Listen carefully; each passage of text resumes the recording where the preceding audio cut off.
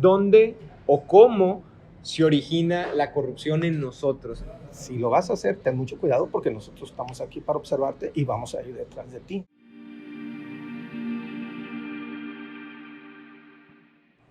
Buenas noches, bienvenidos otra vez a Banquete y República y hoy empezamos con el episodio 3.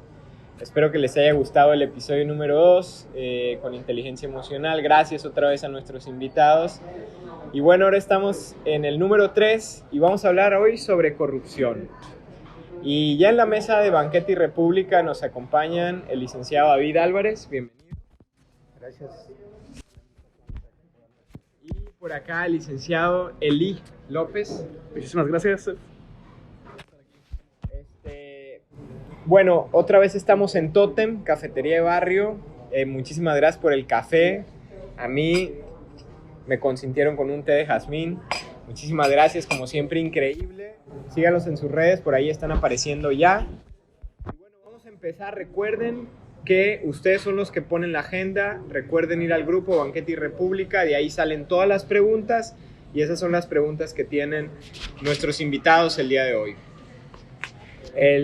Recuerden que el objetivo de este programa también no es debatir meramente en esta mesa, sino abonar a su debate personal, familiar, público y que, bueno, enriquezcan la perspectiva con información de los que saben. Pues muchísimas gracias otra vez a nuestros invitados y si gustan entramos en materia de una vez. Vamos a empezar por el licenciado David Álvarez, que tiene muchísima experiencia en temas anticorrupción, es por ahí brazo jurídico de organismos muy importantes que velan por la transparencia y en temas de corrupción a nivel local, estatal. También comenta ahí en su columna, van a poder ver también temas de conveniencia nacional y pues es un gusto que nos esté acompañando, que se ha decidido dar la vuelta. Y vamos con la primera pregunta y abrimos con esta porque yo creo que es de las que más dudas nos generan. Cuando hablamos de corrupción, ya conocemos el problema, lo vivimos, pero tiene fin, o sea, se va a acabar un día. Pues, sinceramente, no creo que vaya a terminar la corrupción jamás, ¿no? Pero eso no quiere decir que tengamos que resignarnos y que nos quedemos con los brazos cruzados y no hagamos nada. Yo creo que es deber ciudadano, sobre todo de los abogados, porque tenemos los conocimientos jurídicos necesarios para combatir un poco o un mucho este mal.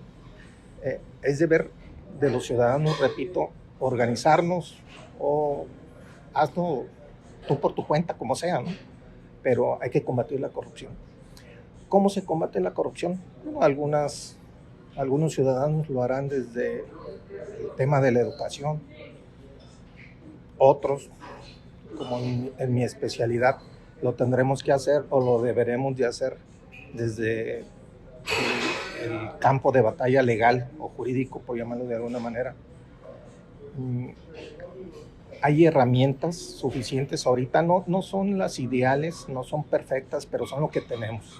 Y con esas herramientas y con un poco de ingenio, mucha voluntad y sobre todo mucha tolerancia a la frustración, se puede combatir la corrupción. O sea, no es algo sencillo, no es algo agradable. Yo, como lo sabes, soy secretario del Observatorio Ciudadano de Mazatlán. Tenemos 4 o 5 años con esta organización de la sociedad civil. Ese observatorio fue creado con el objetivo principal de combatir la corrupción a nivel municipal, ¿sí? Para no dispersar esfuerzos. Y aunque hemos obtenido buenos resultados, pues no hemos obtenido los resultados que quisiéramos, no tanto porque nosotros no hagamos lo que nos toca hacer, ¿no? Afortunadamente el observatorio cuenta con algunos investigadores que son muy eficientes, que son los que detectan los que nos proporcionan pues los datos relacionados con los actos de corrupción, y a partir de eso nosotros evaluamos desde el punto de vista jurídico hay bases suficientes para presentar una denuncia administrativa, la presentamos y ahorita tenemos alrededor de 30 más o menos denuncias, algunas que han culminado con responsabilidades administrativas, otras están en trámite y están atoradas ahí, pero bueno, para no echar mucho rollo y respondiendo a la pregunta así concretamente, yo creo que sí tiene solución, pero no definitiva. O sea, sería vivir en un mundo ideal, es decir, sí, la corrupción va a desaparecer. No va a desaparecer la corrupción, pero lo que sí podemos hacer es tratar de inhibirla. ¿Cómo? Bueno, si de repente se logran buenos resultados con las denuncias que estamos presentando o con lo que hagan otras organizaciones ciudadanas, y estos servidores públicos o ex servidores públicos corruptos terminan sancionados, inhabilitados, en la cárcel y teniendo que pagar la reparación del daño causado. Algunos son de millones y millones de pesos, los daños ocasionados al municipio. Pues yo creo que los siguientes, los que están ahorita en funciones, más los que vengan, la van a pensar dos veces, ¿no? Entonces se trata de utilizar una estrategia de, vamos a llamarlo así, pues no voy a decir terrorismo porque suena muy fuerte la palabra, ¿no? Pero sí, una estrategia de, si lo vas a hacer, ten mucho cuidado porque nosotros estamos aquí para observarte y vamos a ir detrás de ti. Ya le pasó a estos otros, ya claro. Terminaron inhabilitados, ya terminaron despedidos, ya terminaron suspendidos, ya terminaron en la cárcel, ya terminaron. Yo creo que en esa medida, en lo que conforme se vayan logrando ese tipo de resultados, podemos influir mucho en que la corrupción baje. Claro. La pregunta para ti, bueno, Eli es psicólogo, psicoanalista, ¿cierto?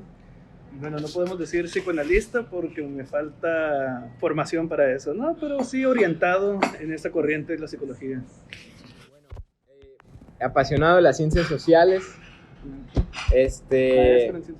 Maestro en ciencias sociales, y la razón por la que lo tenemos en la mesa es precisamente esa, porque vamos a hablar de la parte personal también, ¿no? Y por ejemplo, a mí me llama la atención, la primera duda que se plantea ahí es ¿dónde o cómo se origina la corrupción en nosotros? Es decir, en una persona, ¿dónde nace la corrupción?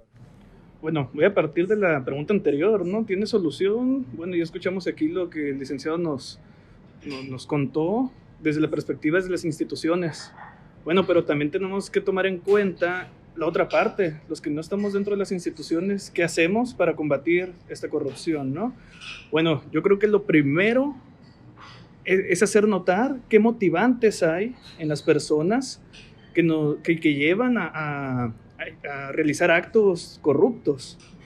Entonces, ¿cómo se origina eso en una persona que lo lleva a corromperse? Bueno, voy a sacar un poquito mis notas porque soy un hombre de letras, ¿no? Entonces me gusta anotar. Muy bien, adelante. De acuerdo con el diccionario de la Real Academia, dice que corromper es alterar la forma de algo. Así, esa es la definición. Pero, pues, ¿alterar la forma de qué? Yo pienso que es la forma del orden moral. Para mí esa es la corrupción. Entonces, cuando una persona realiza un acto corrupto, pues está atentando contra el orden moral. Estaremos hablando ahí, pues, de actos que llamaríamos algunos psicólogos psicopáticos, por ejemplo, o incluso narcisistas. Entonces estamos hablando de partes de la personalidad, de nuestra psique, que se orientan por llevar este tipo de actos. Por ejemplo, ¿qué es un acto narcisista, una personalidad narcisista? Bueno, pues es aquella persona que siente merecerlo todo y va a hacer todo lo posible por conseguir eso que cree que merece, ya sea obtener algo material, ya sea moverse entre las relaciones con las personas con las que interactúa, va a manipular, va a controlar todo su alrededor para conseguir lo que quiere. Y esto, en el caso específico de la corrupción, va muy ligado de los actos psicopáticos. hemos escuchado mucho de las psicopatías, ¿no? Pero generalmente nos vamos por el lado de los crímenes de asesinatos y cosas así. No, la psicopatía se puede ver desde otras perspectivas. Por ejemplo, en el sentido de la corrupción, cuando no me interesa qué vaya a pasar con otras personas, qué esté pasando con las instituciones, qué esté pasando con el país, mientras yo logre, a través de este acto, conseguir lo que yo quiero. Entonces, estos motivantes psicopáticos o narcisistas, pues vienen desde la propia historia de vida de cada persona. Sin embargo, tenemos que entender que no son casos individuales o meramente personales. Muchas veces una persona es orientada a realizar actos corruptos. Para mí, una persona que realiza actos corruptos no es lo mismo que una persona corrupta. ¿Por qué? Porque una persona no corrupta, por condiciones sociales, políticas, económicas, etcétera, puede ser orientada a cometer un acto corrupto. Y se me viene a la mente un ejemplo que yo vi. Era el niño y me tocó ver en la esquina de la cuadra de mi casa un accidente de tránsito. Era una motocicleta que chocó contra una patrulla. La patrulla ahí fue la culpable, lo vimos. Se pasó la esquina sin hacer el alto pertinente. Sin embargo, aunque estábamos ahí varios vecinos, vimos cómo el sujeto de la motocicleta fue detenido. Después supimos que fue llevado a la cárcel incluso. No recuerdo exactamente cuánto, pero sé que pasó tiempo en la cárcel. ¿Por qué? Simplemente para evitar los de la caminata de policía, pues evitar el trámite, el papeleo, no sé, de haber ocasionado un accidente, ¿no? ¿Cómo sale este sujeto de la cárcel? Pues cuando tuvo que su familia juntar algo de dinero para que se retiraran los cargos. No sé, no meto las manos al fuego por nadie, no sé si eran personas de bien, si eran personas corruptas o no, pero desde mi punto de vista, ese acto fue orientado por una situación externa. Entonces, vemos que, pues, hay de dos, ¿no? ¿Eres corrupto o te haces corrupto? Te hacen corrupto, más bien, mejor dicho. Pero para no hacerlo muy largo, nos vamos a quedar con las personas que sí son corruptas, ¿no? Los narcisistas, vaya.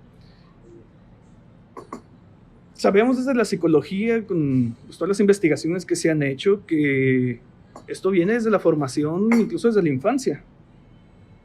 Cuando son personas, bueno, son niños a los que se les suele negar muchas cosas. Entonces ellos mismos empiezan a buscar la manera de adquirir lo que desean. Estamos hablando incluso de cariño, estamos hablando incluso de amor paternal. ¿Qué es un narcisista? Pues con la metáfora esta de los griegos, ¿no? De Narciso, el que se ve a sí mismo en el lago, enamorado de sí mismo y se ahoga en el lago por su propio reflejo. Pues pasa lo mismo con un niño narcisista. Al no recibir lo que busca, lo que desea, él tiene que dárselo a sí mismo. Y de esa manera se va convirtiendo en un adulto que va justificando él mismo sus propios actos al decir, yo merezco esto y lo voy a conseguir porque es para mí. Digo, podemos ver algunos ejemplos de lo que mencionas, por ejemplo, en personajes como Javier Duarte, ¿no? Que hasta tenían sus notas ahí, unas planas de yo merezco abundancia. Claro, y en esa abundancia acabó con las arcas de las finanzas veracruzanas. Uh-huh. Pero volviendo un poco a la parte, cuando te orienta a ser corrupto, y eso tal vez podamos debatirlo, ¿verdad? Pero cuando hay una orientación a ser corrupto, hablamos de que entonces sí está sistematizada, por ejemplo, la corrupción en México. O sea, podríamos decirlo. Y si lo decimos, o sea, ¿qué tanto es entonces aquella aseveración que hace un personaje histórico de México que dice la corrupción es cultural? O sea, ¿es cultural o no es cultural? Yo pienso que sí. Yo pienso que sí es cultural, pero tendríamos que ver primero qué es lo cultural, ¿no? Lo cultural, a como yo lo miro, es son las relaciones entre las personas, la manera en que una persona se dirige a otra, la manera en la que las personas hablan, se relacionan entre sí. Estas relaciones, pues desde algunas perspectivas, se pueden ver como relaciones de poder. En el caso del muchacho de la motocicleta, hubo una relación de poder ahí, que sí lo orientó a eso, ¿no? A realizar este acto de corrupción. Pero yo me pregunto entonces, bueno, ¿esta persona tenía la opción de decidir? Decidir, ok, me tocó vivir esto, pero no voy a caer en la corrupción. En un acto de corrupción, claro. Bueno, pues el que lo haga va a ser canonizado, yo creo. Porque...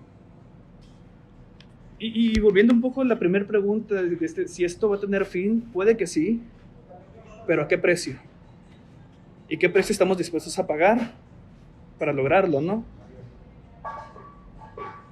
Yo pienso y me pongo en los zapatos de esta persona y digo, pues probablemente yo hubiera hecho lo mismo. Claro, aunque sea difícil reconocerlo, ¿verdad? Claro. Porque probablemente sea mucho más fácil decir públicamente, yo como estoico que soy, nunca caería, ¿no?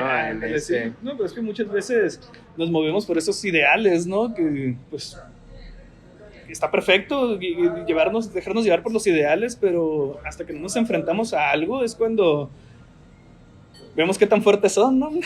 Claro, ¿a qué nos enfrentamos? Así es. Si pensamos que la corrupción es cultural, una de las banderas que pusieron a la Cuarta Transformación, y esto es una pregunta del grupo, no es una postura personal, a pesar de que en algunas pueda coincidir, pero la bandera de la no corrupción fue una de las banderas más importantes para poner a la Cuarta Transformación hoy, o al gobierno de Morena específicamente, en el poder. Sobre todo a nivel federal, y a nivel federal se desencadenó la famosa ola AMLO, que bueno, terminó poniendo los personajes que hoy conocemos en todos los niveles de la política mexicana.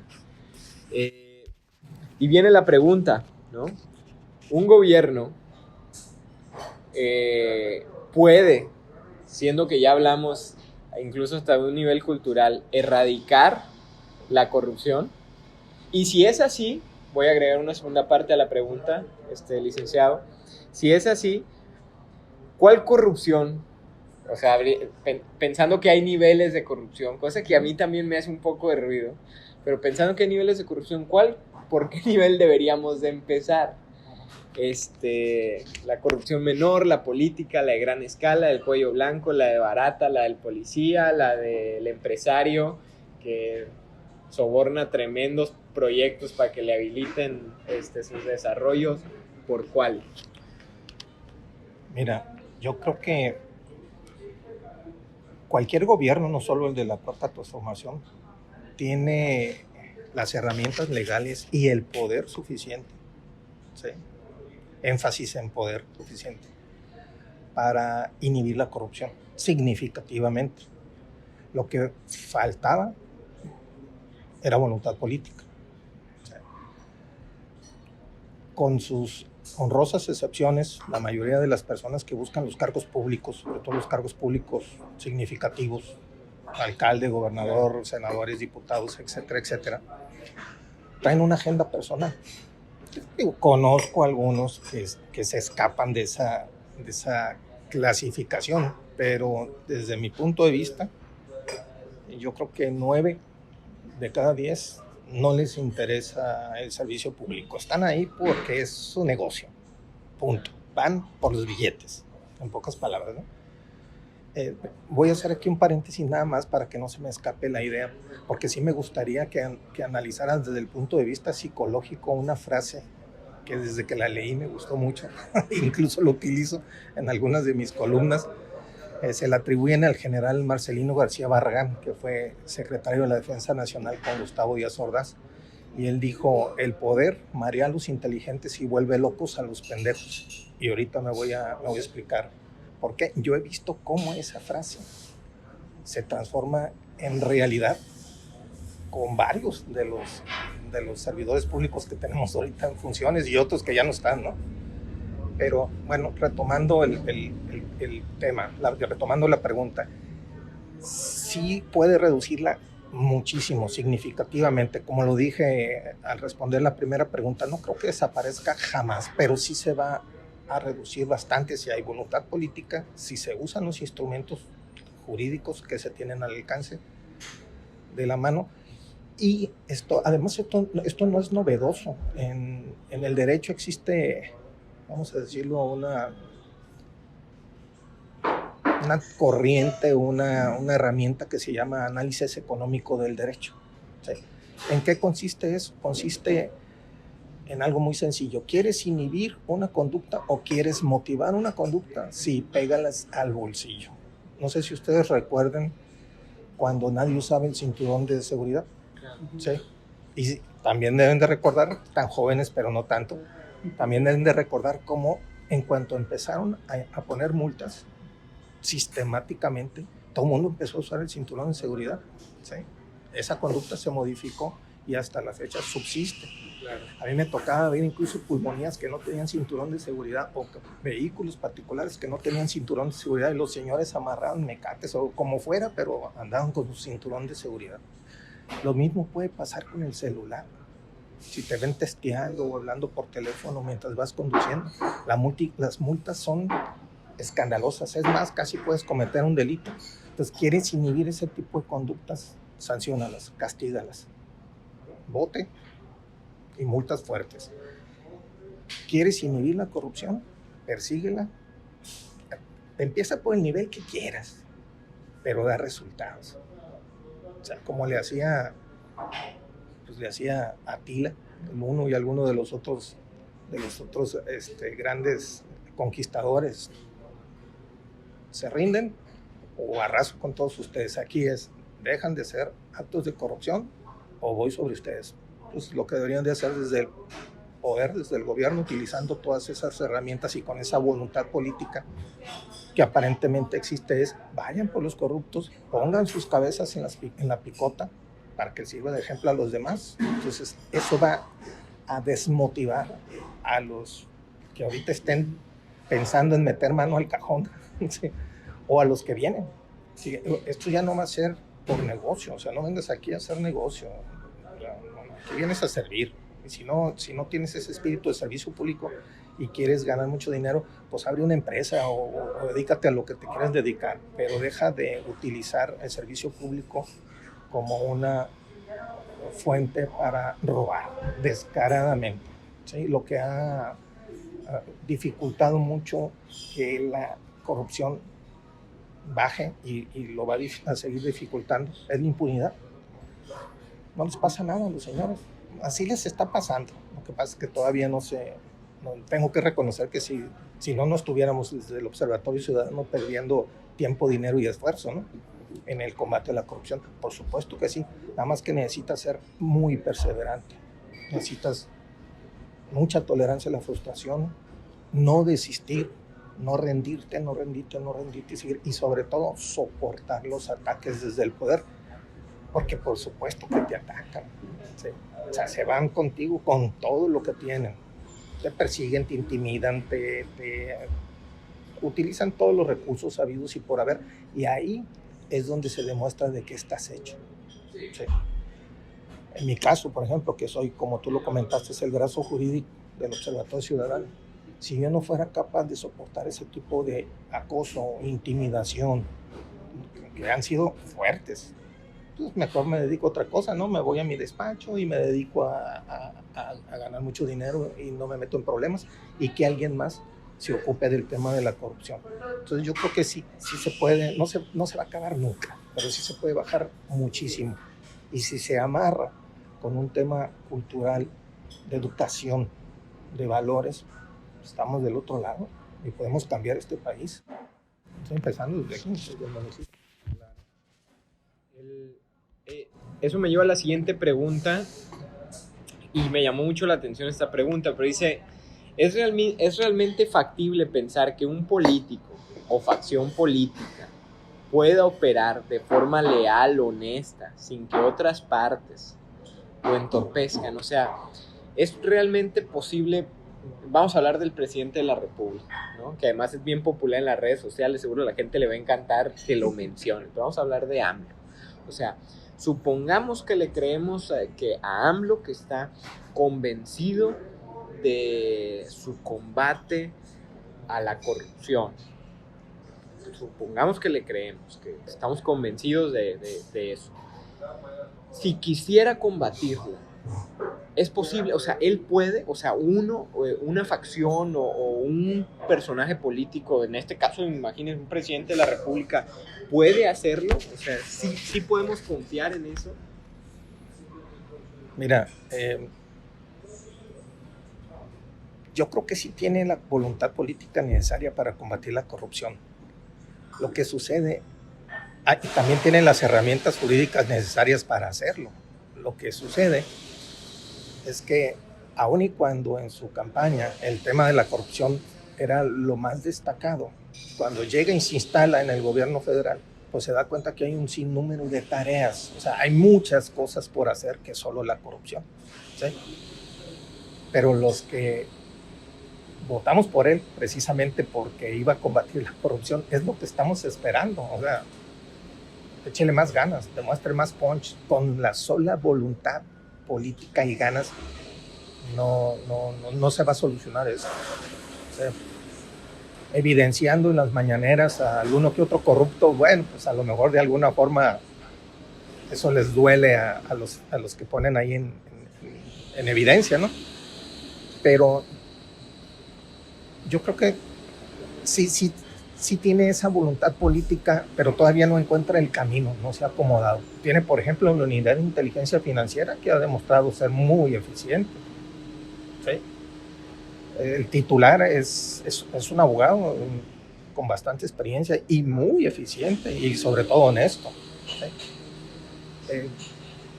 Hay algunos otros personajes por ahí que si toman el mismo sistema nacional anticorrupción que ya tenemos, el que está con todos sus defectos, y lo empiezan a utilizar sistemáticamente, hay que meterle recursos, hay que fortalecer a los comités de participación ciudadana, ¿sí?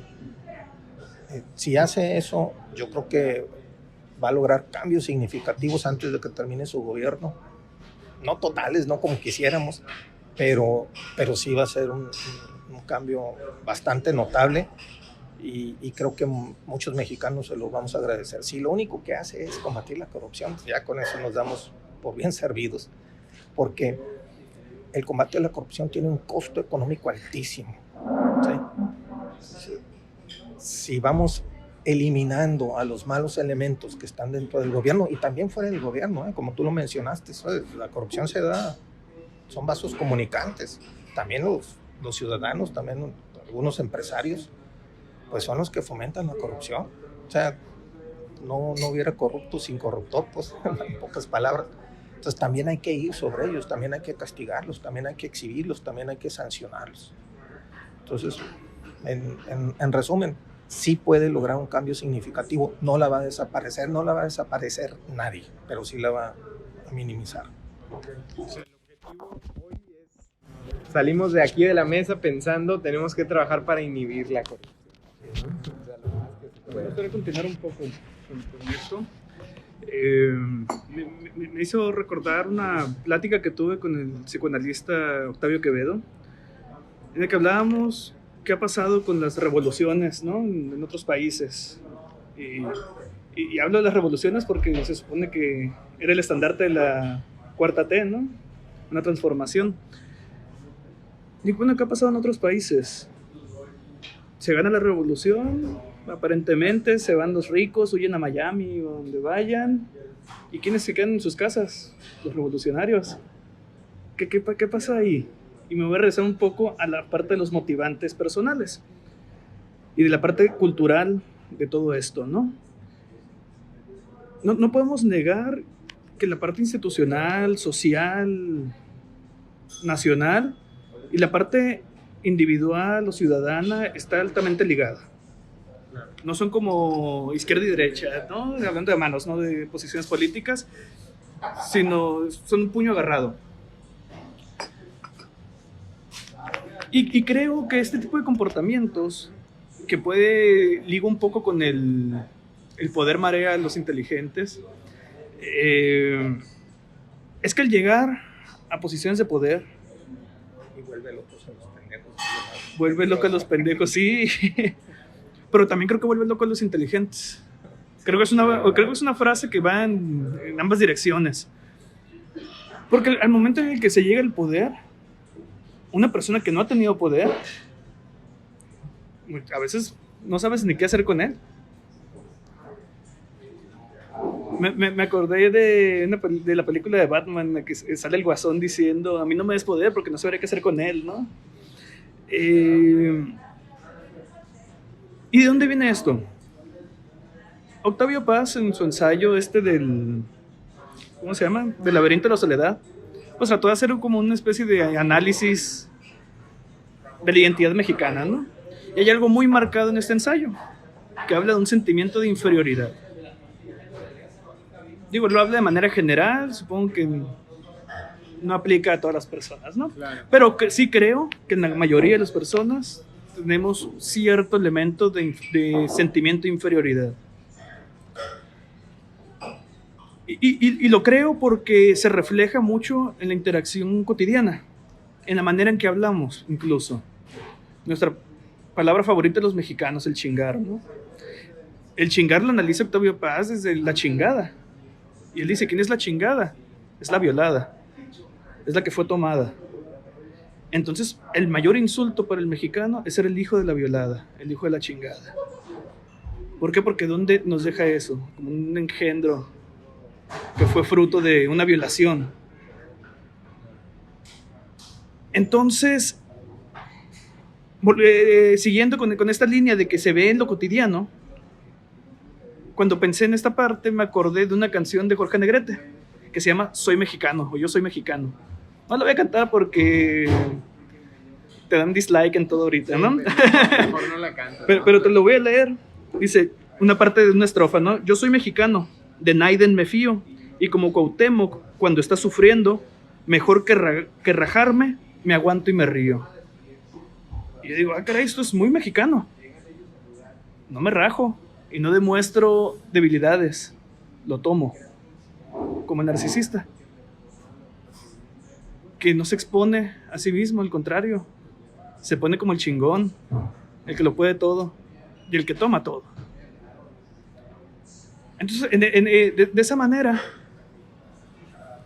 tal vez voy a ser redundante, pero digo, sí, es cultural.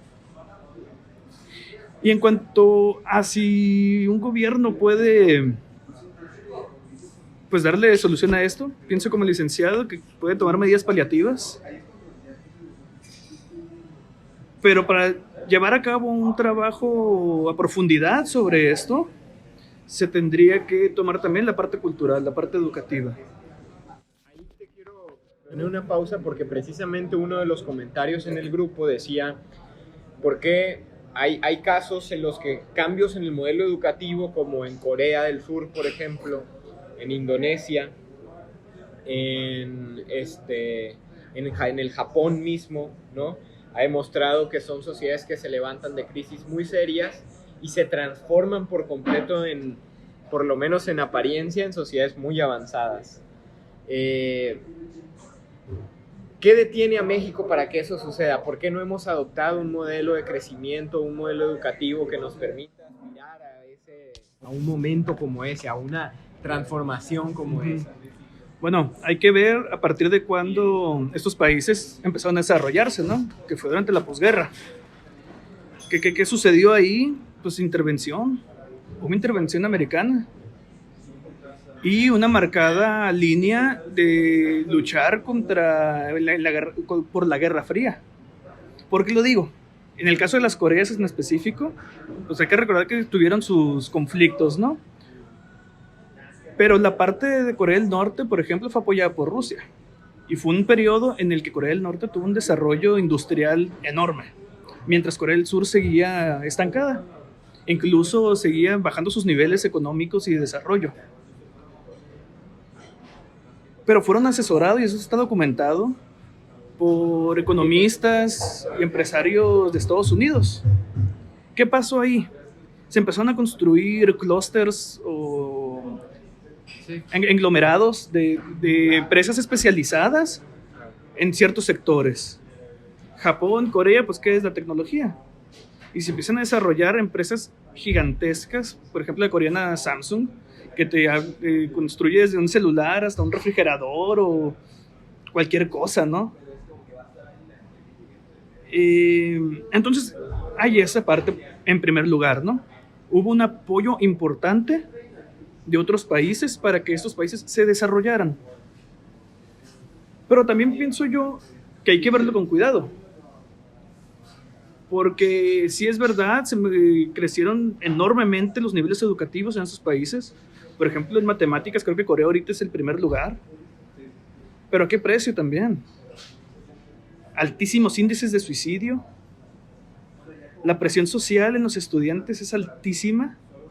No soportan en muchos casos la escuela. En cuestión de del desarrollo industrial, ¿qué pasa? Altísimos niveles de contaminación. La huella ambiental es gigantesca también en ambos países. Y por otro lado, ¿por qué sucede allá y por qué aquí no? A pesar de que tenemos relación directa supuestamente con Estados Unidos, ¿no? Incluso se acaba de renovar el tratado. Entonces, ¿qué pasa? ¿Por qué no? Me voy a atrever a aseverar algo, ¿no? Pues es que no es el plan de Estados Unidos desarrollar México o países latinoamericanos. Mientras allá se desarrollaban económicamente, aquí teníamos cosas como la Operación Cóndor, por ejemplo. Ambas medidas, desde mi perspectiva, fueron para combatir en la Guerra Fría, combatir el socialismo, el comunismo, pero con dos manos muy distintas. Una mano muy severa en América Latina y una mano muy generosa en Asia. Tal vez porque les convenía ya, por posición geográfica, desarrollar esos países para, no sé, ser aliados o algo así, no sé. Ahí ya me estaría metiendo en cosas que y no... retomando la pregunta, entonces, ¿qué nos detiene como mexicanos al adoptar un modelo? Ya descartemos los países asiáticos, vámonos a los nórdicos, ¿no? Okay. O sea, ¿qué nos falta? Porque es un tema cultural. No, vaya, cuando hablamos de eso, un tema cultural, decimos mucho y no decimos nada, ¿no? Pero voy a citar algo que me platicaron hace mucho tiempo, y es más, yo lo he visto cuando me ha tocado viajar a Estados Unidos. Esto pasó hace muchos años y me dijo un extranjero, precisamente un gringo, me dice, ¿sabes cuánto cuesta educar a un mexicano porque estábamos debatiendo sobre este tipo de cosas, ¿no? ¿Cuánto cuesta educar a un mexicano para que respete las leyes? No tengo idea cuánto. $20, me dice. Ah, cabrón, ¿por qué? ¿Cómo tan barato? En aquel entonces $20 es lo que te costaba, lo que tenías que pagar para cruzar las garitas en tu vehículo. Porque en cuanto un mexicano cruzaba en su vehículo la garita, o caminando como fuera lo que tenía que pagar, empezaba a respetar las leyes. O sea, al mexicano lo veías antes de cruzar la garita sin el cinturón de seguridad, y en cuanto cruzaba, ¡pum!, cinturón de seguridad. Antes de cruzar las garitas sin poner las direccionales, y allá, ¡pum!, las direccionales. Antes de cruzar la garita sin respetar los límites de velocidad, y allá respetando los límites de velocidad. Y los que iban a pie, los veías antes de cruzar la garita, cruzando las calles por donde les diera su gana, tirando la basura en la calle, como fue. Y cuando cruzan a Estados Unidos, cruzando las calles por las esquinitas, por donde debe ser. Y pobre de aquel que tiene la basura. ¿Sí? Eso cuesta, educarlos. Yo creo que más que un tema jurídico, es un tema psicológico. Pues, ¿por qué en cuanto cruzamos la frontera y nos vamos al otro país, a Estados Unidos, ¿por qué cambiamos? ¿Por qué empezamos a respetar las reglas y respetar las leyes allá? En Estados Unidos sabemos que hay actos de corrupción. Sí hay, obviamente, tampoco la han desterrado, ¿no? Pero son mucho menores o más sofisticados. aquí a nivel municipal ha habido escándalos, muchos, ¿sí?, que de esta administración y de las pasadas, que en Estados Unidos hubieran provocado de inmediato el despido, la renuncia del servidor público, ¿sí?, y a nivel estatal y federal ni se diga. Entonces, ¿qué sucede? Porque hay así y acá no, que nosotros no podemos, estamos tan jodidos, ¿sí?, estamos tan corrompidos, estamos tan echados a perder como sociedad. Entonces, ¿qué nos detiene? O sea, ¿qué nos tiene anclados a esa situación? Sí, mira, siguiendo con lo que decía el licenciado, la impunidad.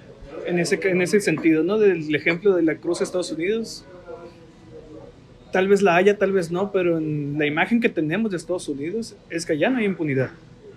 Aquí sí. Aquí hago y no pasa nada. Y eso aplica tanto para lo bueno como para lo malo. Aquí estudio y no pasa nada. Aquí copio mis trabajos de la escuela y no pasa nada. A lo mejor me ponen 0, ¿no? A lo mejor reprobo la materia. Bueno, me presento al extraordinario. Que también ya pagué para que me pasen las respuestas y no pasó nada. Al no pasar nada, se devalúan las cosas, se devalúan las leyes y se devalúa la educación. Ahorita, por ejemplo, yo digo, no existe la universidad. La universidad como institución universitaria no existe.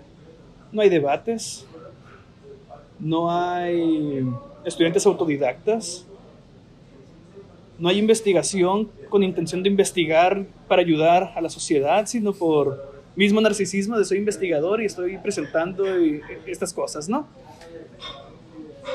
Entonces, si no hay universidad, pues ¿para qué me esfuerzo? ¿Para qué me esfuerzo si tengo todos mis títulos y no hay empleo?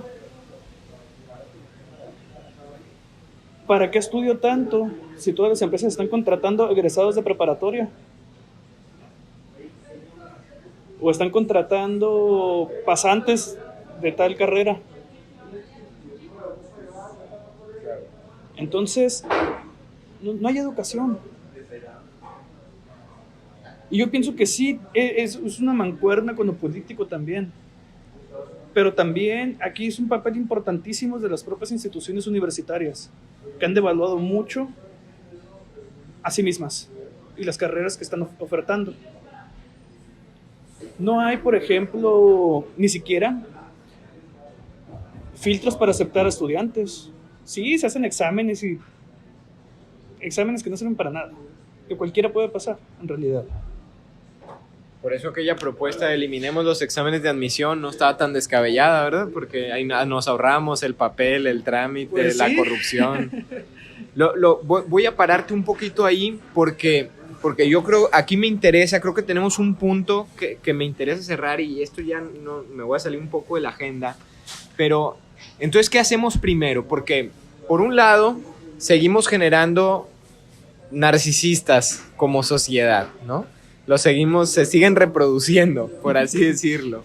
Y esos niños maltratados, faltos de poder y atención, van a terminar ocupando cargos públicos, defendiendo intereses personales y se va a seguir repitiendo el ciclo. ¿Cómo podemos darle un cortón a ese sistema? O sea, ¿le empezamos nosotros a cortarlo? ¿Esperamos a que el sistema empiece a empujar? Porque ahorita, por ejemplo, hablamos de la impunidad, pero ¿cuándo va a cambiar la impunidad si seguimos generando jueces, abogados y todo un aparato judicial que está al servicio del poder? Y por otro lado, ¿cuándo vamos a, por ejemplo, cosas como cuándo vamos a empezar a transformar modelos educativos, políticos, si seguimos generando personas que van a estar dispuestas a satisfacer agendas personales y por lo tanto las colectivas nunca se van a ver pues digamos beneficiadas de alguna forma, las agendas que realmente sean colectivas, comunitarias? ¿Cómo empezamos a cortar eso? Yo creo que no podemos estar en la posición de, bueno, sí podemos, de hecho, gran parte de la sociedad está así, decir, no, pues que combata la corrupción el gobierno, es su deber, ¿no? Y yo sigo mientras haciendo mi vida normal, viendo mi Netflix, mi Amazon Prime, o lo que tengas que ver y allá, que se hagan bolas desde el gobierno. Es su deber, para eso están, para eso les pagamos, aunque no paguen impuestos los que dicen eso, ¿no? Claro. No, sí es deber del gobierno, efectivamente, pero también es deber nuestro. Nuestro deber, si nosotros dejamos que el gobierno combata la corrupción, como dicen en el norte del estado, nos va a cantar el pitijuy. No va a pasar nada, ¿sí? Porque hay muy pocos en el poder, en el gobierno, que realmente quieren combatir la corrupción. Nosotros tenemos un ejemplo muy claro aquí en Mazatlán. La síndica procuradora es una excelente funcionaria pública que está convencida del combate a la corrupción. Lo que pasa es que no la han dejado hacer su trabajo, ¿no? A pesar de eso, ella ha persistido, lo que hay que reconocerle. Pero nos toca en la sociedad civil, a los ciudadanos, aportar también. No solamente pidámosle al gobierno, también nosotros. Combate a la impunidad. No puedes combatir la corrupción si no terminas con la impunidad, ¿sí? Hace muchos años me tocó ver un programa de televisión donde estaban entrevistando a uno de los abogados más famosos de México. Es una leyenda. Se llama Juan Velázquez. Y decía, imagínate, de todos los delitos que se cometen, solamente se denuncia el 3%. 3% de todos los que se cometen. Y de ese 3% que se denuncia, solamente castigan al 0. no sé qué tanto por ciento, menos del 1% del 3% que lo vuelve 100%. Bueno, no soy muy bueno para las matemáticas, ¿no? Pero estamos hablando de así. Dice, y decía Juan Velázquez, imagínate que tú vayas a Las Vegas y vayas pasando por un casino y veas un letrero que dice, oiga, aquí tiene usted el 99.5% de probabilidades de ganar. ¿Qué crees que pasaría? Colas y colas de gente. Bueno, pues con impunidad pasa exactamente lo mismo. Tienen el 99 punto y tantos % de que no les pase nada, aunque los denuncies, ¿sí? Entonces, tenemos que combatir la impunidad, los ciudadanos, y tiene que combatir la impunidad el gobierno. Y si el gobierno no hace su trabajo, pues tenemos dos vías: la vía democrática, hay que votar por otros para que hagan bien su chamba, pero también la vía legal, ¿sí? Hay que acudir a los tribunales, hay que denunciar, hay que, eso sí, ármate de valor, porque lo vas a necesitar, y mucho, ¿sí? Y yo creo que si eso se liga también con un tema de cambio de valores desde el punto de vista educativo, no soy especialista en eso, ¿no? Pero si empezáramos cada uno desde nuestras casas, educando a nuestros propios hijos, enseñándoles cómo se deben de hacer las cosas. Oye, papá, y si alguna ocasión me toca esto y me asustan y los policías me amenazan y esto, pues aguante. Usted no va a participar en un acto de corrupción. Y si lo golpean y si lo amenazan, pues aguántese, ¿sí? Y saliendo de ahí, los denuncian. Apenas así. Porque si no, como comentábamos hace un rato, en el momento definitivo que debo de combatir la corrupción, me dicen, oye, no, pues es que si no me das un billete me voy a llevar tu vehículo porque no traes licencia de conducir, no traes tarjeta de circulación, bla, bla. Pues ahí te da el billete, ahí te rompiste, ahí formaste parte de la corrupción ya, ¿sí? A lo mejor eres un narcisista disfrazado, como dice aquí. ¿Dónde lo cortamos? A mí se hace muy compleja, muy difícil esta pregunta, pero me voy a animar a decir que en la familia.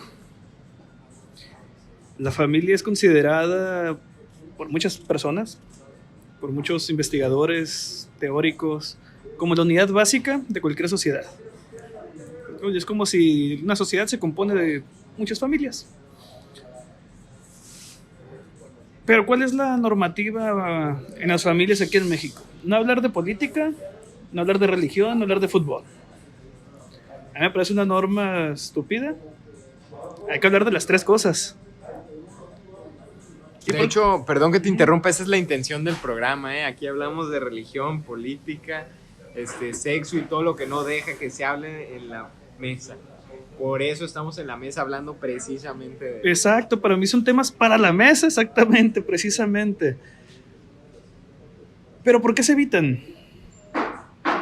Porque van a entrar en conflictos, en contradicciones, a veces hasta contradicciones propias, ¿no? Porque muchas veces no tenemos ni claro pues, nuestras formas de pensar también. Entonces generalmente se evitan, pero son temas que se tienen que hablar. Así como se tiene que hablar de sexo con los hijos, se tiene que hablar de política también. Se tiene que hablar de qué hacer en situaciones si me enfrento con un policía. Si me detuvo un policía en la calle porque sabemos que te paran porque sí, ¿qué tengo que hacer? Muchas veces los padres tampoco lo saben. Tampoco ellos saben qué tienen que hacer. Y creo que ahí también tenemos que entrar nosotros, ¿no? En buscar las maneras de informar, como es este programa también, de qué es lo que se tiene o puede hacer en esos casos, para que las familias también vayan teniendo herramientas para educar a sus hijos. La educación no es nada más pórtate bien, saluda a todo mundo, no. La educación también tiene que ver con la convivencia y la manera de relacionarse con las demás personas. Y eso implica relacionarte con otras instituciones, relacionarte con desconocidos, relacionarte con figuras de poder. Entonces para mí está en la familia, porque de esa manera se van creando ciudadanos, no adultos nada más. No adultos que van a trabajar y luego a su casa y a ver Netflix, ¿no? Se van creando ciudadanos. Y los ciudadanos, la figura del ciudadano implica ciertas responsabilidades. Y entre esas responsabilidades, desde mi punto de vista, está la exigencia contra la impunidad, por ejemplo. La exigencia de que se cumplan las leyes. También está la responsabilidad de denunciar lo que vemos. Como dice el licenciado, pues a ver quién se anima. Claro. Pues es un restaurante, ¿no? Estamos en una cafetería en Totem, aquí en la cafetería del barrio. Y pues podemos pedir para llevar, ¿no? Para llevar ya es la última parte. ¿Qué vamos a dar para llevar? Pues viene el cierre, ¿no? ¿Qué quieres entregar para llevar? Pero antes de eso, quisiera hacer un paréntesis porque sale esta pregunta recurre en el grupo y es una reforma judicial o electoral como la que propone Buscaglia. ¿Es realmente una herramienta factible? O sea, supongamos que se implementan en México las reformas Buscaglia, hay habilitan, digamos, este proceso para inhibir la corrupción, o con lo que tenemos sería suficiente. Las propuestas a que te refieres facilitarían el combate a la corrupción, pero estaríamos estacionados bueno, por lo pronto no podemos hacer nada, hay que esperar a que esas reformas entren en vigor y bla, bla, transiten y caminen, que dudo que las dejen caminar, ¿sí? Aquí pasa como con las acciones colectivas. Cuando entraron en vigor las acciones colectivas, algunos académicos criticaron las reformas a las acciones colectivas. Dijeron, no, es que no es suficiente, le falta esto, le falta lo otro. Sí, pero es lo que tenemos, y con lo que tenemos, así como un buen chef, con unos cuantos ingredientes, puede crear un platillo delicioso, extraordinario, y otro, con los mismos ingredientes o mejores ingredientes, puede crear un platillo asqueroso. No se trata de los ingredientes, se trata de cómo los utilizas. Con lo que tenemos es difícil, pero no es imposible. Con lo que ya tenemos podemos combatir la corrupción, podemos combatir la impunidad. Entonces, yo lo que opinaría es que sobre todo aquellas organizaciones de la sociedad civil a las que yo he pertenecido, las que me ha tocado de alguna forma participar y he abandonado por lo que voy a comentar. Dejen de reunirse a tomar café y dejen de reunirse a criticar y a quejarse de los corruptos y del gobierno y esto. mientras no hagan nada, mientras no pasen a la acción y no pasen a la acción, porque muchos de ellos tienen, muchos de los que las forman, la verdad, tienen nexos con el gobierno, pues cómo van a patear el pesebre, van a perder sus negocios, ¿no? Entonces pues no les conviene combatirlos, pero hay otros que sí, yo los conozco, son compañeros míos del Observatorio Ciudadano, son empresarios comprometidos, ¿sí? Que quieren cambiar las cosas, ¿sí? Entonces yo creo que dejemos el discurso, dejemos de tomar café y dejemos de quejarnos y pasemos a la acción. Si no sabes tú cómo hacerle, bueno, localiza organizaciones como el Observatorio Ciudadano y aporta, no necesitas aportar económicamente, aporta tiempo, aporta ojos, así es, oye, yo vi esto y lo otro, tengo esta información, tengan, ¿sí?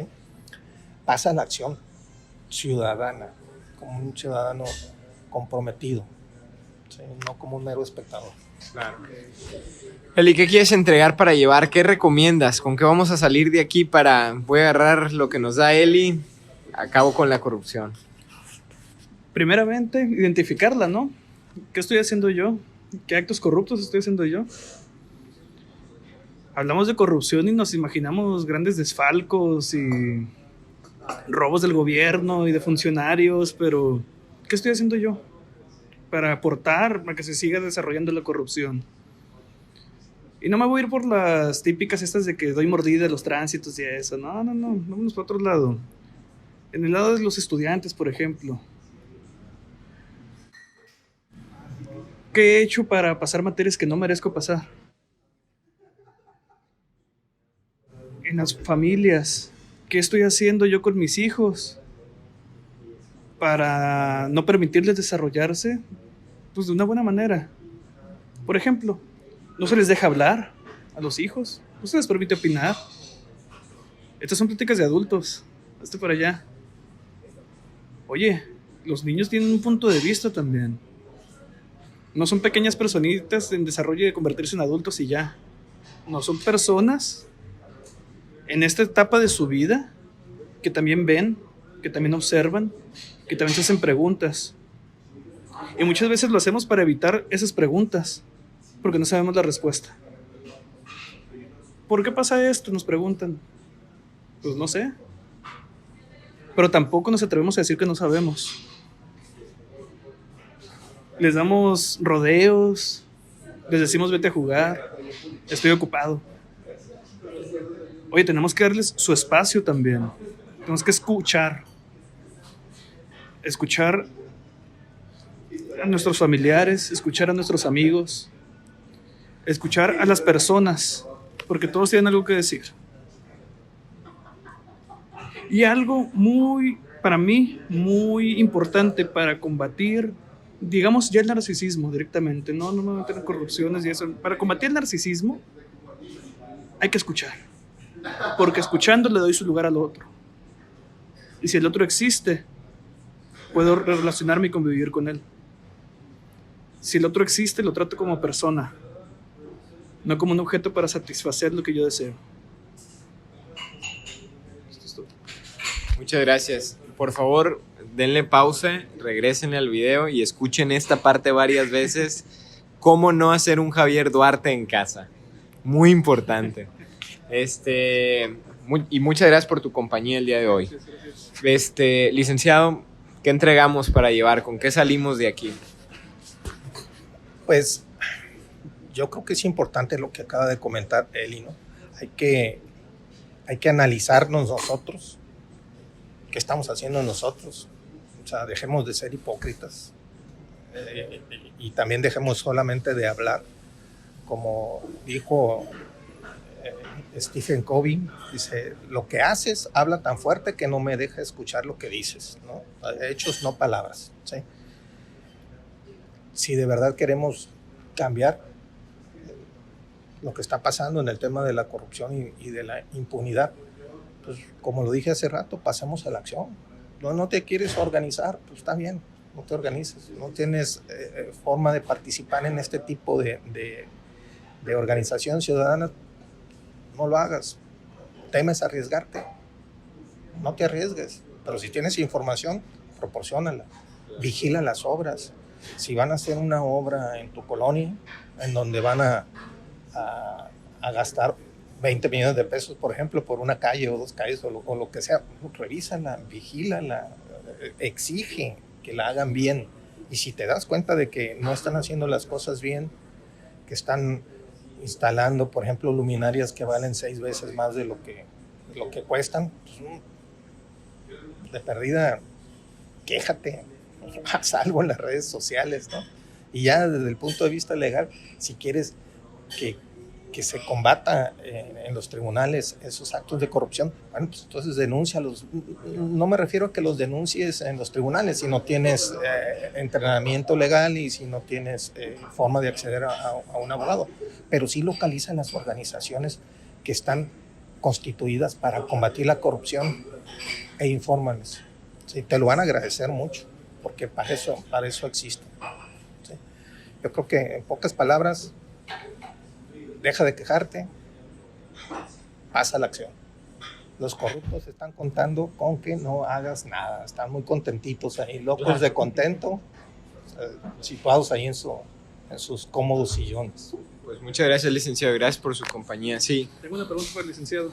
Un ciudadano que no sabe absolutamente nada, pero ve que algo no anda bien en esta obra pública, ¿a qué organizaciones se debe acercar?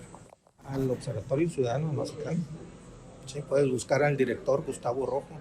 Tú tienes. Sí, de hecho vamos a poner el dato de contacto del observatorio, les vamos a hacer comercial de una vez, va a aparecer aquí en la esta. Y si no están en Mazatlán, pueden buscar los observatorios locales o seguro hay alguna asociación muy cerca en su ciudad que está trabajando en el tema anticorrupción específicamente.